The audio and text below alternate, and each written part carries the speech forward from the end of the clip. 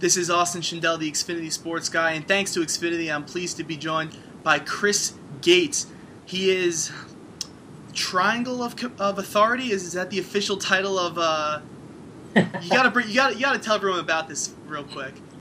Well, when Ziggy Wilf took over the Vikings a few years ago, when he bought the team, he had head coach Brad Childress. I believe at the time it was Fran Foley who was serving as a general manager, but he only lasted a couple of months, and himself. And they were kind of labeled by the Minneapolis media as the Triangle of Authority for the Minnesota Vikings as far as the decision-making process. And we just sort of adopted that moniker for our triumvirate of lead bloggers, I think. Well, that's the kind of blogger chat you guys are looking forward to today. One of the members of the Triangle of Authority. So, Chris, we'll get right to it. Christian Ponder gets married today. Adrian Peterson is rushing for 2,000 yards and a record. Yet this team is 8-6.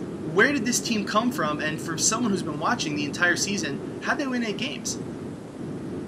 Well, the big thing has been the massive improvement in the secondary on defense. Last year, the Vikings were a historically bad pass defense. They had guys that, like Benny Sapp, he was starting by week 13.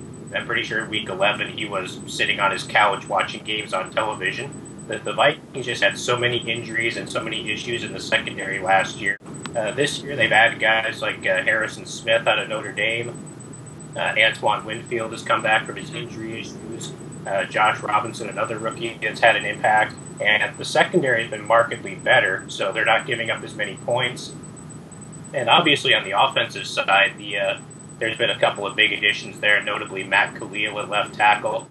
And one of the unsung heroes has been fullback Jerome Felton, who has cleared out a lot of lanes for Adrian Peterson this year.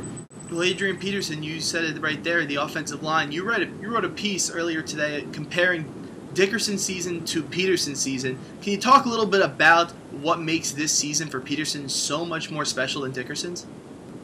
In 16 games that year, Dickerson got 379 carries.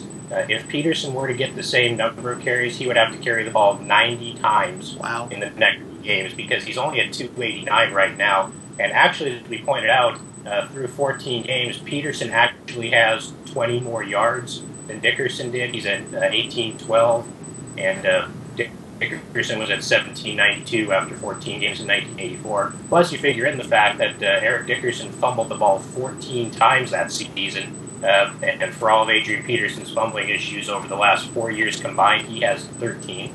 So I'm not saying he didn't have a great season in 1984, but obviously Adrian Peterson.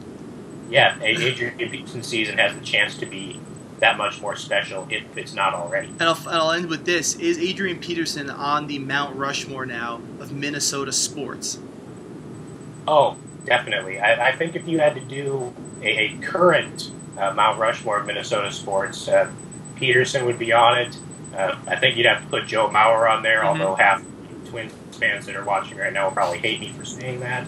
And Kevin Love, and I'd love to put a hockey guy on there, but the lockout is still going on. Well, there you go. Adrian Peterson getting the highest possible praises from Chris throughout the segment. Chris, thanks for joining me, and look forward to talking Vikings football with you the rest of the season. All right, thank you very much, Austin. Good to be here.